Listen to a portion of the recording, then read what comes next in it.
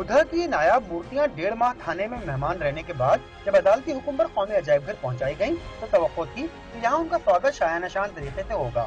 मगर उम्मीदों के बरखिलाफ अपनी आमद के कई घंटे बाद भी ये अजायब घर में थाने से ज्यादा बुरी हालत में पड़ी है।